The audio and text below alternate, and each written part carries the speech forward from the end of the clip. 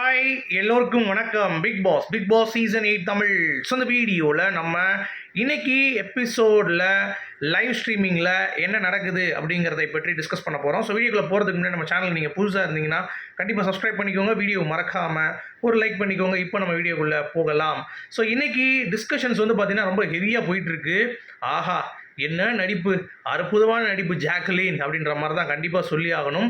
ஏன்னா ஜாக்லின் வந்து என்னதான் இண்டிவிஜுவல் பிளேயராக இருந்தாலும் ஒரு சில இடத்துல இன்ஃப்ளூயன்ஸ் பண்ணுறேன் அப்படின்ற பேரில் எல்லாத்தையும் வந்து பார்த்திங்கன்னா பயங்கரமாக வந்து கழுவிட்டு இருந்தாங்க மண்டையை. அது மட்டும் இல்லாமல் நேற்று ஃபுல்லாகவே ராணுவுக்கு வந்து எல்லோரும் பண்ணுங்கன்னு சொல்லி இந்த இவனும் ரயானும் வந்து பார்த்திங்கன்னா ராணுவன்ட்டு இப்போ வந்து ஜாக்லின் வந்து ரஞ்சித்துக்கு வந்து ஃபேவராக அவர் போட்டோம் அப்படின்றாங்க. எனக்கு அவர் பண்ணுறது எனக்கு டாஸ்கில் தெரியவே இல்லை. அவனாச்சும் ஏதோ பண்ணுறான்டா அப்படின்ற மாதிரி அங்கே வந்து என்னடா இப்படி பண்ணிட்டான், அவன் தாண்டா ஒர்ஸ்ட்டுக்கு வரணும் அப்படின்ற மாதிரி டேரக்ட் நாமினேஷன் அவன் தாண்டா அப்படின்ற மாதிரி சொல்கிறாங்க. முத்து என்ன சொன்னார், டேரக்ட் நாமினேஷன் என்ன கூட போட்டிருக்கேன், எனக்கு பிரச்சனை கிடையாதுன்னு. அங்கே வந்து வேறு மாதிரி சொல்கிறாரு முத்து. அவரையும் மாற்றுறாங்க. ஏன்டா அவரையும் மாற்றுறீங்க? ஏன்னா சௌந்தர்யாவுக்கு ஒரு ஓட்டு, சரியா?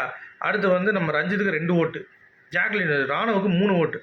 ஸோ எப்படியோ வர வச்சு மண்டையை கழுவி போட வச்சுட்டாங்க. நீங்கள் யோசிச்சு பாருங்கள், ராணுவ ஒன்று போட்டான், சௌந்தர்யா ஒன்று போட்டா அப்படிங்கிறப்ப எல்லாருமே போட வைக்க ட்ரை பண்ணுறாங்க. கடைசி வந்து பார்த்தீங்கன்னா சரி எப்படியோ ஒன்று 3 ஓட்டு வந்துருச்சுல்ல ராணுவுக்கு, போப்பா ராணுவம் தான்ப்பா அப்படின்ட்டாங்க. இன்னொரு சைடில் ஜெஃப்ரிக்கு வந்து பார்த்தீங்கன்னா பயங்கரமான ஒரு என்ன சொல்கிறது, ஒரு ஃபேவரிசம் நடக்குது. இந்த சத்யாவாக இருக்கட்டும், அருணாக இருக்கட்டும், டக்குன்னு வந்து மாற்றி ஜெஃப்ரிக்கு போட்டாங்க. ஏன்னா எல்லாரும் அவங்கவுங்க போட்டு உட்கார வச்சுட்டாங்க. தர்சிகா அவங்க ஓட்டு அவங்களே போட்டுக்கிறாங்க, மஞ்சரி அவங்க ஓட்டு அவங்களே போட்டுக்கிறாங்க, தீபக்கும் அவரே போட்டுக்கிட்டாரு. ஸோ இந்த மாதிரி எல்லாரும் போட்டுக்க முடியுது. அடுத்து எவனாவது ஒருத்தன் வந்து மாற்றும் போது 2000 அவன், அப்போ ஒருத்தர் 2 ஆகும்போது அவன் வந்து மாற்றி நான் என் ஓட்டை இவனுக்கு மாத்திரன்னு சொல்லி இன்னொருத்தனுக்கு கொடுத்தானா அது 2 அடுத்து இப்படியே வந்து போயிட்டுருக்காங்க அப்படிங்கிறது பார்க்க முடியுது. ஸோ கடைசியாக வந்து இந்த ஜெஃப்ரிக்கு தான் வந்து கொடுத்துருக்காங்க அப்படிங்கிறது நமக்கு வந்து நோட் பண்ண முடியுது. ஸோ இதெல்லாம் வந்து ரொம்ப கேவலத்தின் உச்சமாக இருக்குது. ஆனால் எனக்கு தெரிஞ்சு ஜெஃப்ரி டிசர்வ்டான்னு கேட்டிங்கன்னா இந்த பாஸுக்கு கண்டிப்பாக கிடையாது. ஏன்னா அவனுக்கு ஏற்கனவே ஒரு நாமினேஷன் வந்துருச்சு, சரியா? ப்ளஸ் வந்து அவன் ஓட்டிங்க்கு வரமாட்டான் அவ்வளோவா. இப்பயும் வரல அப்படின்னா அவன் 12வது வாரம் வரைக்கும் போயிடுவான், ஃப்ரீ ஸ்டார்ஸ் வரைக்கும், சரியா? இந்த அடுத்த வாரத்துக்கு கிடையாது, இந்த வாரம் அவன் கிடையாது. ஸோ கண்டிப்பாக அவன் ஃப்ரீ ஸ்டார்ஸ் போயிடுவான். அதுக்கடுத்து வந்து பார்த்தீங்கன்னா அப்படி இப்படி எதாவது ஒன்றுனா இந்த என்எஃபிங்கிறத விட்டு தள்ளுங்கடா. இனிமேல் ஃப்ரீ ஸ்டார்ஸ்க்கு அப்புறம் நாமினேஷன் ஃப்ரீ ஸ்டார்ஸ் இருக்காது. எனக்கு தெரியும் இந்த வாரம் இருக்கும், மேபி அடுத்த வாரம் இருக்கலாம், அவ்வளோதான். அதுக்கடுத்து வந்து இருக்கிறதுக்கு வாய்ப்பு இல்லை. தயவு செஞ்சு வச்சிடாதீங்க. ஏன்னா இதுவே வந்து ரொம்ப அன்ஃபேராக இருக்குது, சரியா? ரொம்ப ஏமாத்துறாங்க, ரொம்ப இதாக இருக்குது அப்படிங்கிறது பார்க்க முடியுது.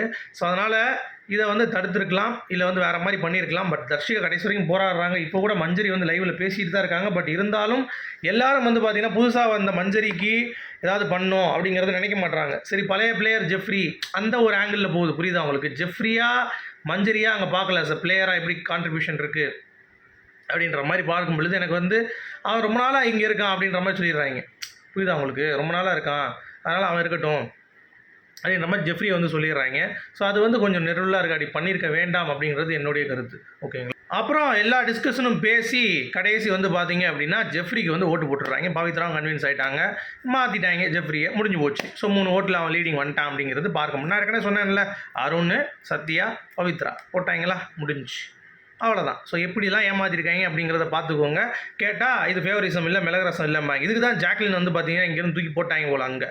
ஏன்னா அங்கே போய் ஒரு இன்ஃப்ளூயன்ஸாக பண்ணி ராணா உள்ளே வர வச்சாங்கல்ல, அந்த மாதிரி இங்கே வந்து பார்த்தீங்கன்னா ஜெஃப்ரி கொடுக்காம வேறு மாதிரி ஒரு தில்லுமுள்ளு பண்ணியிருப்பாங்க அப்படிங்கிறது தான். பட் அதுதான் வந்து மிஸ் ஆயிடுச்சு அப்படிங்கிறது பார்க்க முடியுது. அடுத்து கேப்டன் முத்துக்குமரன் அப்படின்றது கன்ஃபார்ம் ஆகிடுச்சுங்க. அவர் டாஸ் வின் பண்ணிட்டாரு. ஸோ முத்துக்குமரன் அடுத்த வாரத்துக்கான கேப்டன் அப்படிங்கிறது உறுதியான தகவல். ஸோ முத்துக்குமரன் என்ன பண்ண போகிறார் அப்படின்ற ஒரு விஷயம் வந்து பார்த்திங்கன்னா கண்டிப்பாக இருக்குது. ஸோ என்ன புதுசாக இம்ப்ளிமெண்ட் பண்ண போகிறாரு? ஏன்னா ஏற்கனவே கேப்டனாக ஒரு வாரம் இருந்திருக்கார் அப்படின்றதுனால கொஞ்சம் தெரியும் என்னென்ன இதெல்லாம் பண்ணணும் அப்படின்னு சொல்லிட்டு. பட் இருந்தாலும் வேறு லெவலில் இந்த வட்டம் அவருடைய கேப்டன்சி வந்து இருக்கும் அப்படிங்கிறது. ஏன்னா ஒரு டிசைனிங் வீக்கு, டைட்டில் வின்னருக்கான வீக்கு, அதை ஸ்ட்ராங் பண்ணுறதுக்கான வீக்கு. ஸோ முத்துக்குமரன் சிறப்பாக செயல்படுவாருங்கிறத நான் நம்புகிறேன். உங்களுடைய கருத்துக்கள் சொல்லுங்கள். மீண்டும் சந்திப்போம். Good bye.